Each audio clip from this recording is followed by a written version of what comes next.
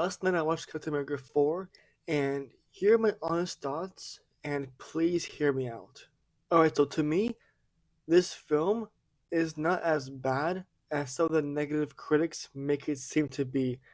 Yes, this is a Captain America without the super soldier serum, but that to me, it doesn't take away from what Captain America really is and what he still stands for, okay? This film is still very much a Captain America film, just without Chris Evans and without the former casted Thaddeus Ross.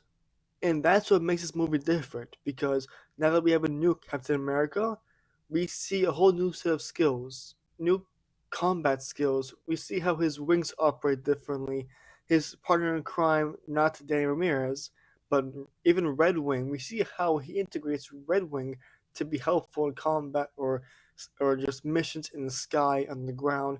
He's able to integrate new tools for when he's on missions to make it easier for him.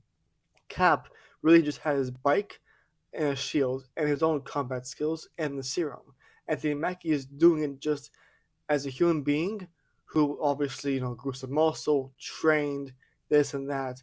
But the fact that he's human, it can really inspire other people to be more, to know that they can be their own Captain America.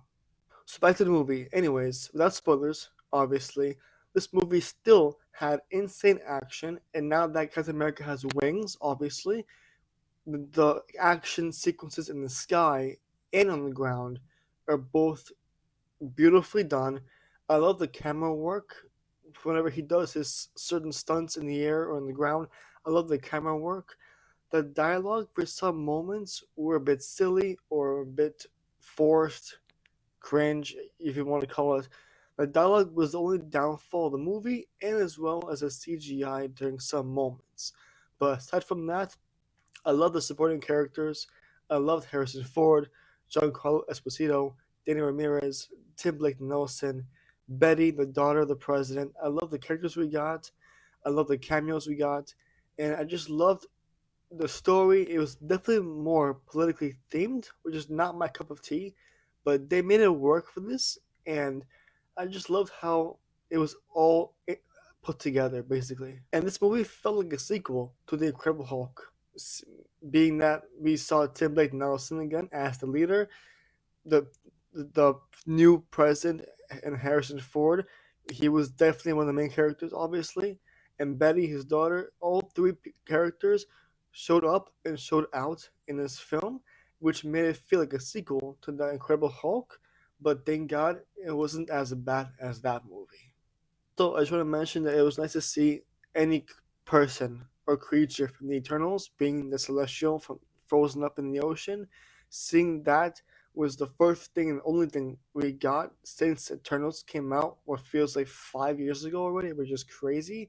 And seeing Red Hulk, a first non-green type of Hulk ever in Marvel live action, was a nice breath of fresh air, especially because we saw a lot of Smart Hulk.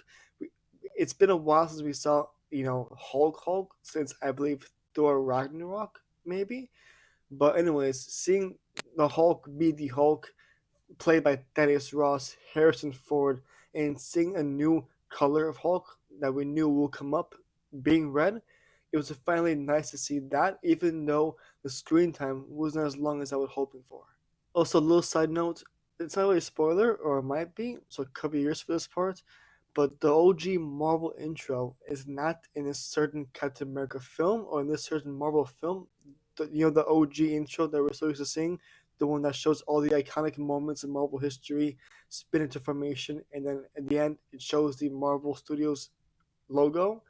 Yeah, that is not in this. It's just 2 seconds, black and white, only because I believe it just fits the overall theme of the movie. I don't think it's like this moving forward. I think only for this certain movie it's like this, which I don't like it, but so be it. So after watching the dynamic between Sam Wilson and Danny Ramirez, it will very much remind you of the same dynamic between Chris Evans and Bucky Barnes. Both pairings had the same vibe and provide the same amount of fun when speaking together, when doing any action scenes together. Both of them have the same vibe, which is thank God something that we had to keep for a long time because, with no more Chris Evans, but we only have Bucky Barnes coming for the future. We need to have some kind of special bond between two characters, and I really hope Sam Wilson and Daniel Ramirez will be that new version of Chris Evans and Bucky Barnes now. So overall, as we all know, our new Captain America is now Anthony Mackie's Sam Wilson, and it's a good thing and a bad thing, or a weird thing, because obviously one, as of right now, he has no super soldier serum, so whenever he fights in combat, he's literally just relying on his shield, on his gear, and his combat skills. So he's not as strong as Chris Evans' Captain America, obviously. So seeing this new fresh face for this role, seeing a new president in Harrison Ford, being the former one passed away, rest in peace. Seeing these two new fresh faces now in Marvel gives Marvel itself, I believe, a new breath of fresh air. And I'm really looking forward to seeing how this new Captain America leads the next new Avengers. And this movie had the action, had a decent script, but kind of weird and forced humor at times.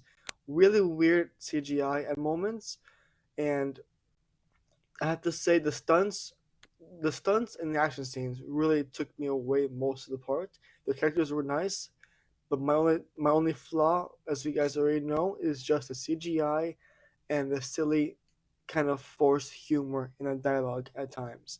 But overall, this movie is not as bad as people say it is, and it got a B minus on Cinema Score.